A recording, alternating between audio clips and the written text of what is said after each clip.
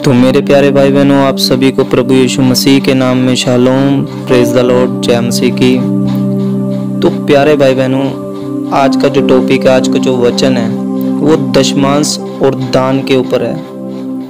क्योंकि आज हम इस विषय में जानेंगे कि दशमां अंश किसके लिए था और दान किसके लिए है।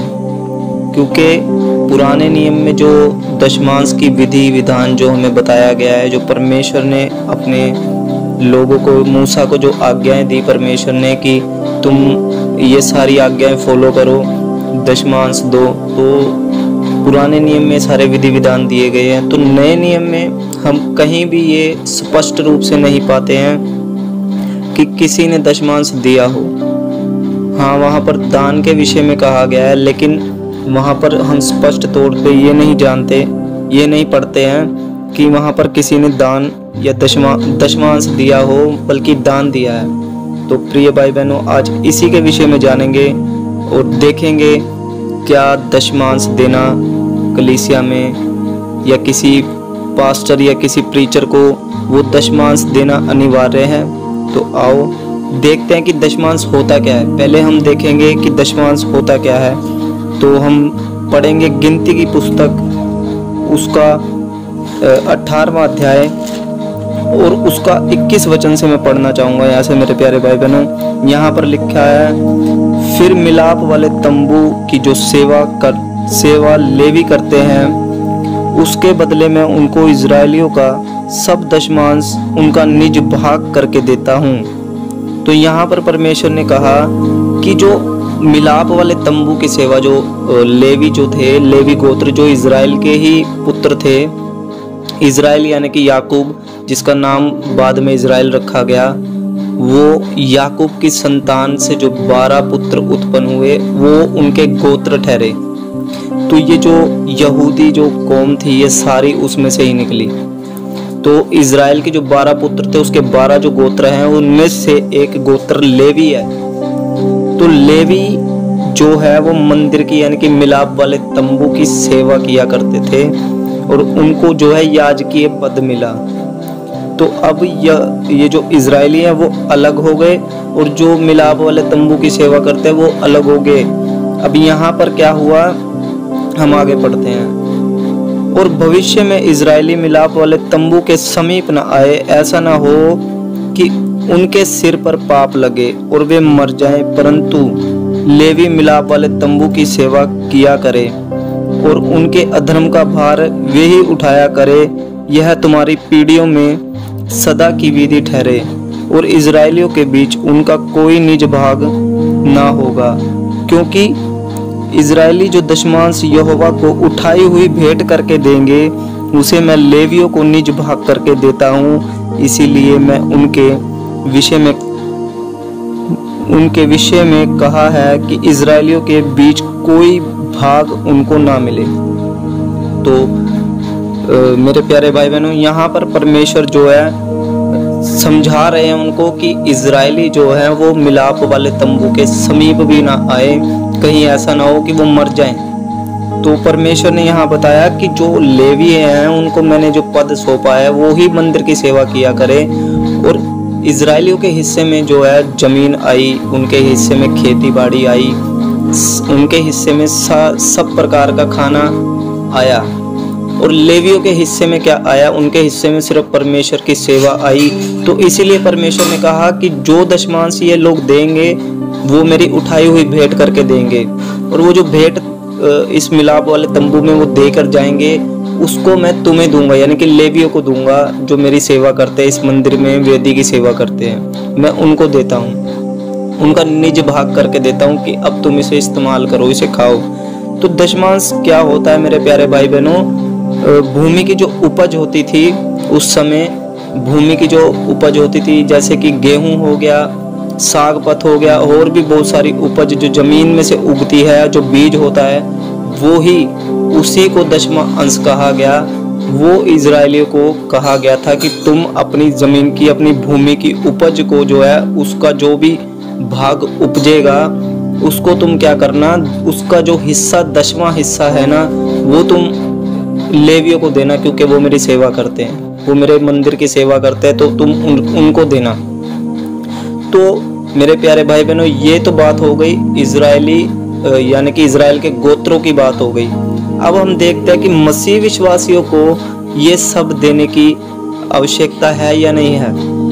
तो मेरे प्यारे भाई बहनों, जो कि हमें नया नियम सिखाता है, नए नियम में हम कहीं भी ये शब्द नहीं पढ़ते हैं कि 10वां अंश दिया जाए।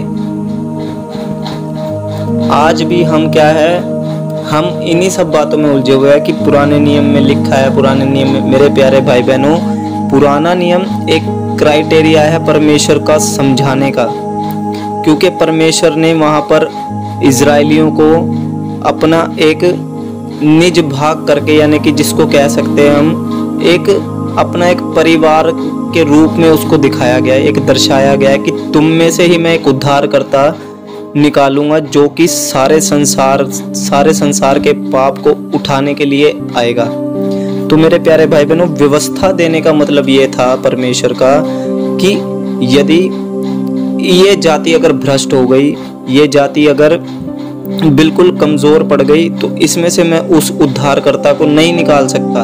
हम व्यवस्था में बहुत सारी बातें ऐसी पढ़ते हैं जो कि परमेश्वर ने बिल्कुल स्पष्ट तौर पे वहां पर बताई है कि कोई शव को भी हाथ लगाए तो नहाए, इसलिए क्योंकि उन लोगों को ये नहीं पता था कि किस चीज़ से इन्फेक्शन हो जाए। उनको बड़ी सारी चीज़ें परमेश्वर ने वहाँ पर खाने के लिए भी मना किया, जैसे कि तुम कोई शुद्ध या अशुद्ध मांस मत खाना, तुम लहू मत पीना, ये सारी बातें परमेश्वर ने उनको बताई हैं। तो मेरे प्यारे भाई बहनों, वहाँ पर यही सारा क्राइटेरिया परमेश्वर ने उनको दिया कि तुम जो है हर एक चीज़ से बचाव रखना अपना, कहीं ऐसा ना हो कि तुम भ्रष्ट हो जाओ, तुम मर जाओ, तुम में से दिन पे दिन बीमारियां फैलनी शुरू हो जाए, तुम में इन्फेक्शन इतने बढ़ जाए। क्योंकि सबसे बड़ा साइंटिस्ट हमारा परमेश्वर है, जिसने पूरी सृष्टि को बना दिया, जिसने हर एक कण कण को बनाया है। वो क्या कुछ नहीं जानता होगा, क्योंकि उसको पता है कि इनके शरीर के लिए क्या चीज़ हानिकारक है।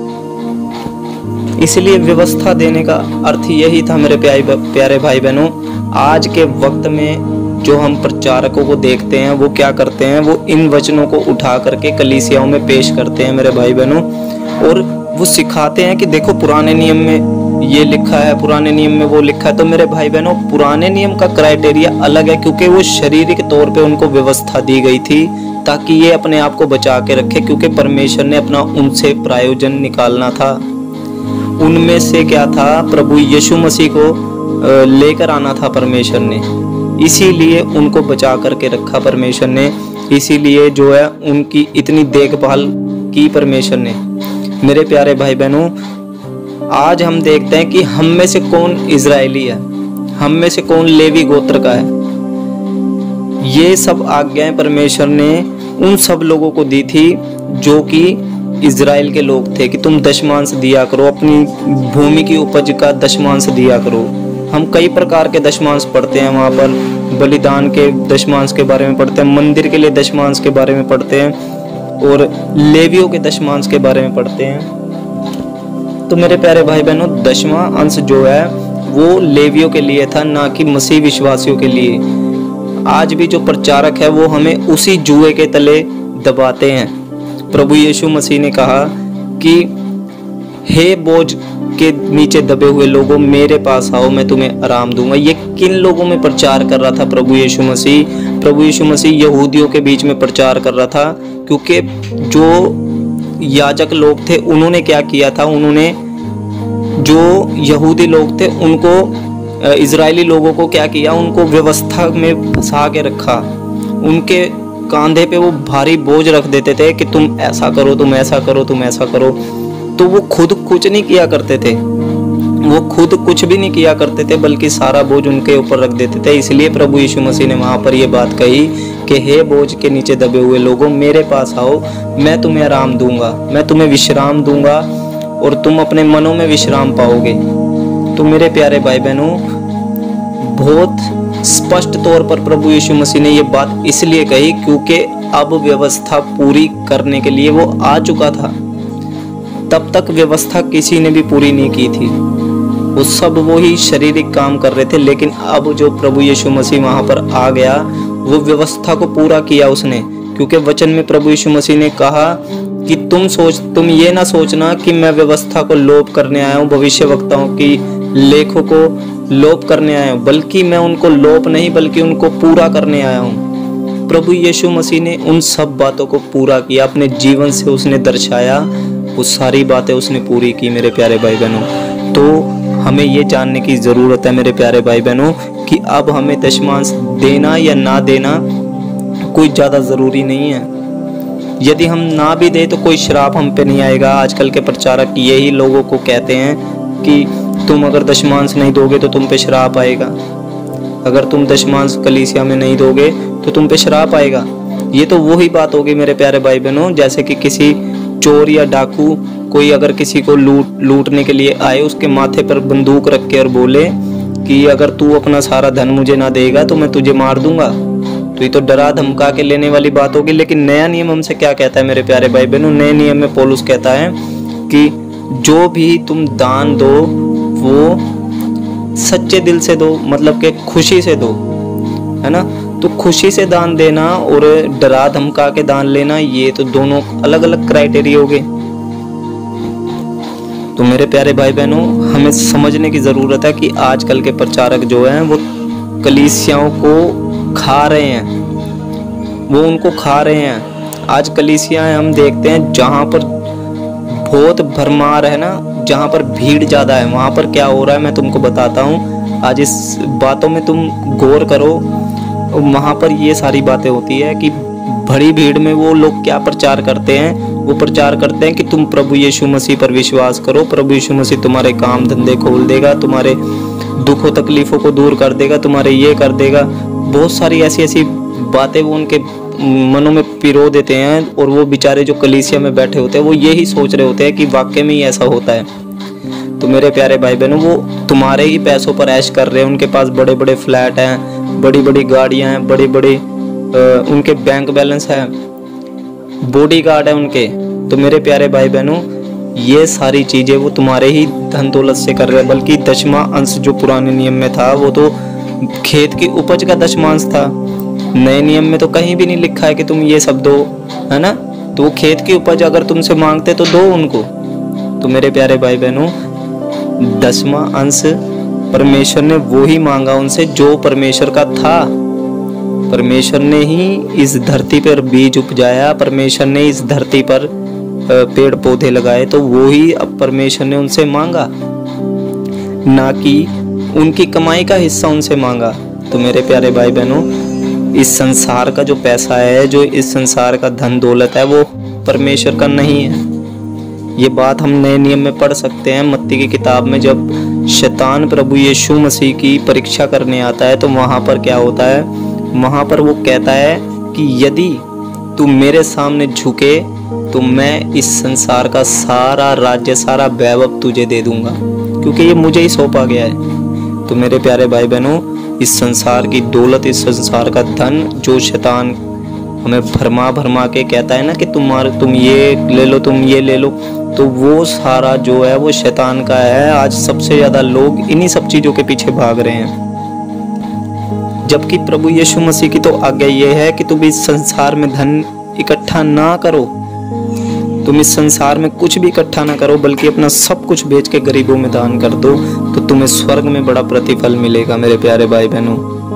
तो ये जो है ये सच्चा सुसमाचार है। लेकिन वो लोग क्या करते हैं, होरी प्रकार का उपदेश हम लोगों में पेश कर रहे हैं। तो हमें बहुत ज़्यादा ज़रूरत है ये जानने की कि आज हम लोग क्या सुन रहे हैं और क्या देख रहे हैं।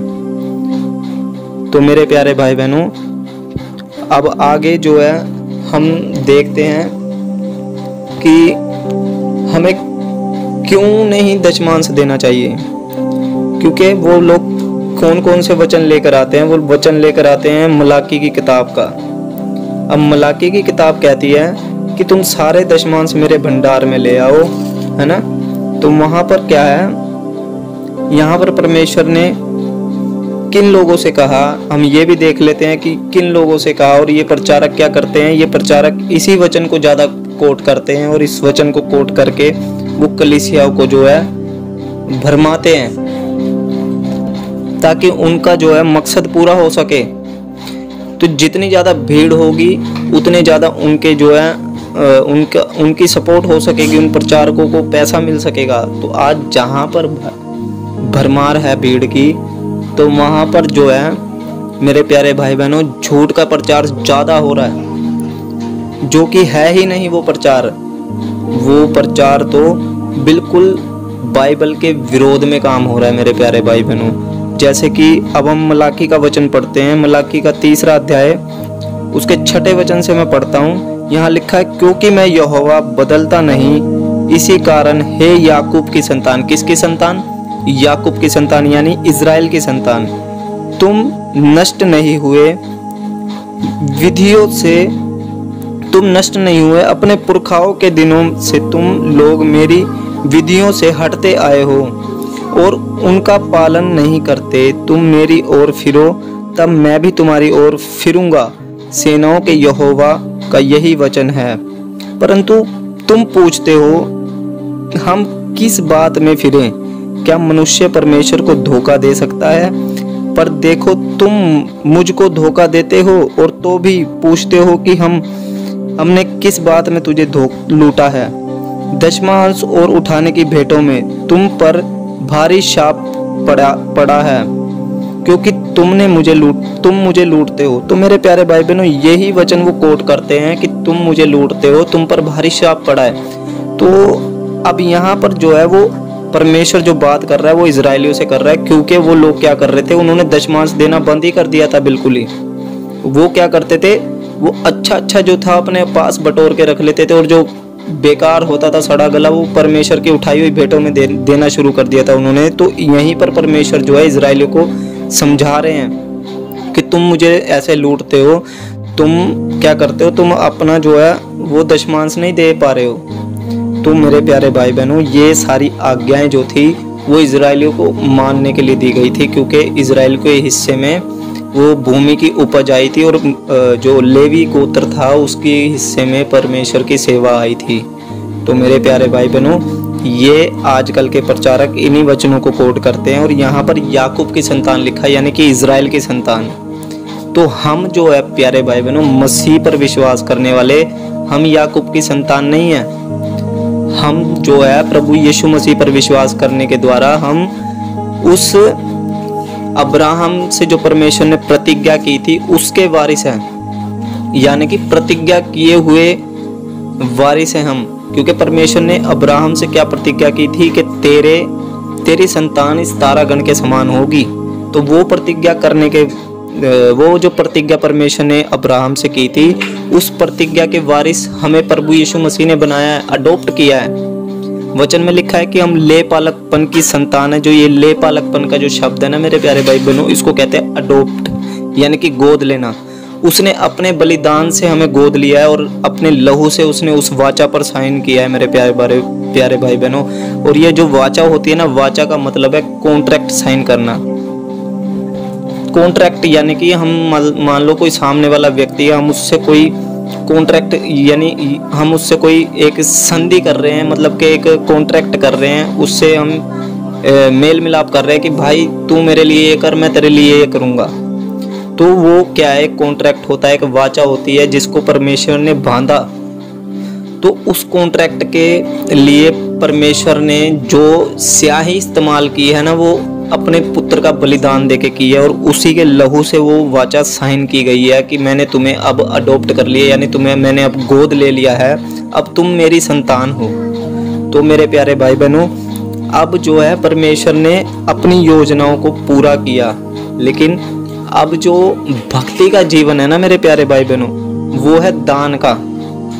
अब जो दान है ना मेरे प्यारे भाई बहनों, वो दान किसके लिए दिया जाता है? वो दान दिया जाता है कलीसिया की मदद के लिए, ना कि प्रचारकों की मदद के लिए, बल्कि कलीसिया की मदद हो सके और जो प्रचारक प्रचार कर रहा है उसका भी घर उसी से चल सके।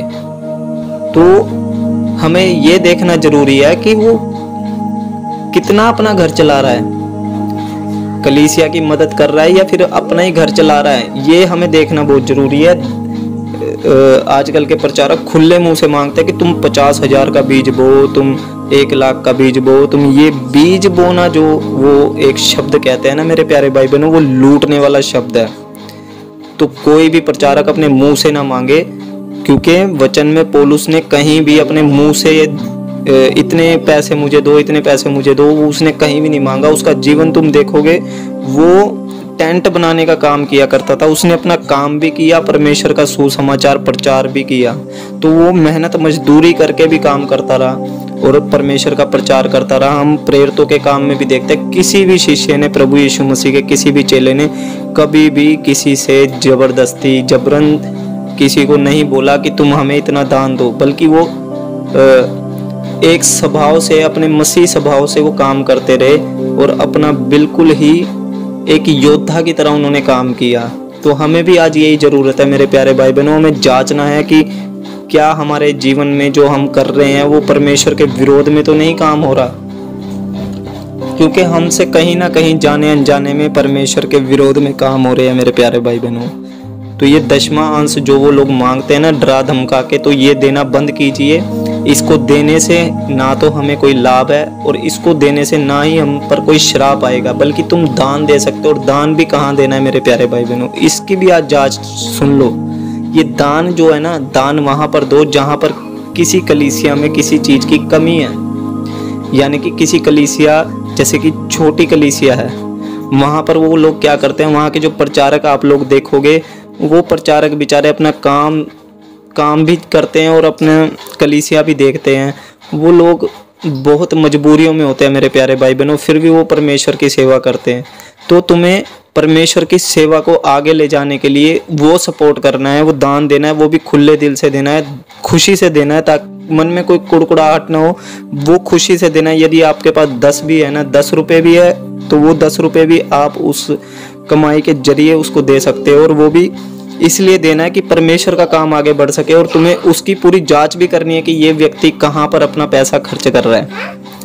तो वो दान जो है मेरे प्यारे भाई बहनों, कलीसिया की सपोर्ट के लिए, कि कौन कलीसिया में व्यक्ति ऐसा है कि जिस पर दुख मुसीबतें हैं तो हम उसकी मदद कर सके। तो वो चर्च जो है एक तरीके का जो कलीसिया है जिसको चर्च बोलते हैं, वो एक तरीके का एक दूसरे की मदद करने के लिए ये कलीसिया बनाई गई थी कि सभी साथ में रहे और एक दूसरे की मदद करे, ताकि परमेश्वर का जो राज्य है वो फैल सके।